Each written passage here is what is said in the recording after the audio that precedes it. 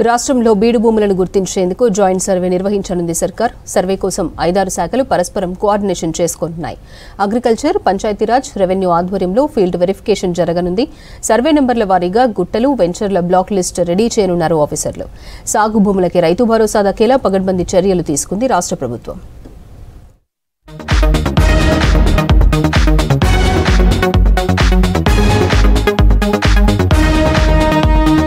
వ్యవసాయ యోగ్యమైన భూములకే రైతు భరోసా ఇస్తామని స్పష్టం చేసిన రాష్ట్ర ప్రభుత్వం ఆ దిశగా చర్యలు చేపడుతుంది.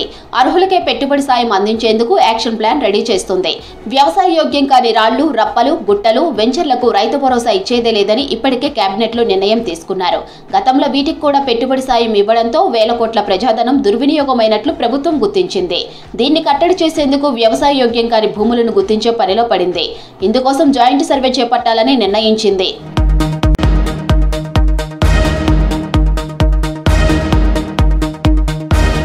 జిల్లాలు, మండలాలు, గ్రామీణ వారీగా సాగుకు పనికిరాని బీడు భూములు లెక్క తీసేందుకు 5-6 శాఖల సమన్వయంతో సర్వే చేపట్టనుంది సర్కార్.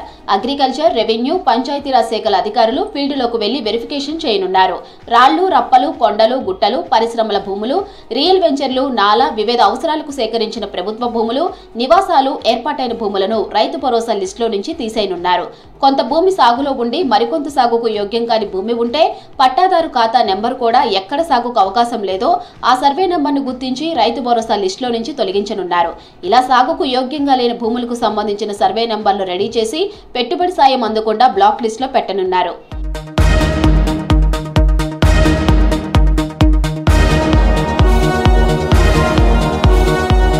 ఇప్పటికే రాష్ట్ర వ్యాప్తంగా 12 లక్షల ఎకరాల నుంచి 15 లక్షల ఎకరాల వరకు వ్యవసాయానికి పనికిరాని భూములు ఉన్నట్లు ప్రాథమికంగా గుర్తించారు. వివిధ శాఖల నుంచి డేటా సేకరణ, రాళ్లు, కొండలు, గుట్టలు, రీల్ వెంచర్లు, పరిశ్రమల భూములు, నాలా, ప్రభుత్వ వివిధ అవసరాలకు సేకరించిన భూముల వివరాలను ఆయా శాఖల నుంచి ప్రభుత్వం తీసుకోనుంది. వీటన్నిటిని వ్యవసాయ శాఖ పరిశీలించి రైతు భరోసా అందకుండా బ్లాక్ లిస్టును తయారు చేస్తుంది. నాన్ అగ్రికల్చర్ భూముల వివరాలను మున్సిపల్ శాఖ నుంచి, ఇరిగేషన్ ప్రాజెక్టుల కోసం వివిధ ప్రాంతాల్లో సేకరించిన భూముల వివరాలను ఇరిగేషన్ శాఖ నుంచి, రోడ్లు, హైవేల కోసం తీసుకున్న భూముల వివరాలను R&B శాఖ నుంచి, పరిశ్రమల కోసం తీసుకున్న భూముల వివరాలను TGIIC నుంచి, మైనింగ్ భూముల వివరాలను మైనింగ్ శాఖ నుంచి, ఇతర అవసరాలకు తీసుకున్న భూముల వివరాలను భూసేకరణ విభాగం నుంచి అధికారులు తీసుకుంటారు. వాటి సర్వే నంబర్లన్నింటినీ చూసి లిస్టు తయారు చేయనున్నారు.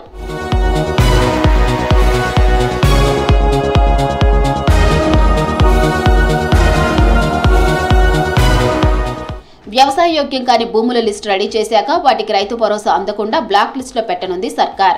క్షేత్రస్థాయిలో రెవెన్యూ, వ్యవసాయ, పంచాయతీరాజ్ శాఖల అధికారులు వెరిఫికేషన్ చేపడతారు.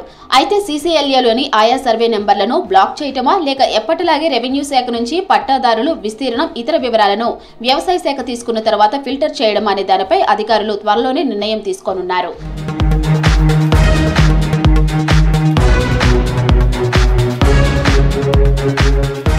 రాష్ట్రంలో వర్షాకాలంలో సాగైన భూమి వివరాలను వ్యవసాయ శాఖ నుంచి ప్రభుత్వం తెప్పించుకుంది.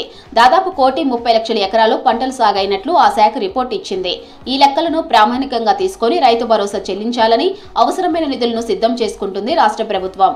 ఇంకా మిగిలిన సాగుకు యోగ్యమైన భూమి ఉంటే ఆ మొత్తం ఇంకా 5 లక్షల నుంచి 10 లక్షల ఎకరాలకు మించి ఉండే అవకాశం లేదని ప్రభుత్వం అంచనా వేస్తుంది.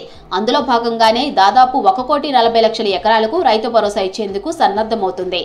సీజన్ ఎకరాకు 6,000 చొప్పున ఇస్తే మొత్తం 8,400 కోట్లు అవుతాయి.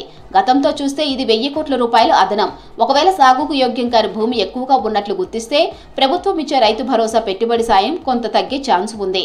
CCLA డేటా ప్రకారం రాష్ట్రంలో 1,54,00,000 ఎకరాలు సాగు భూమి ఉంది.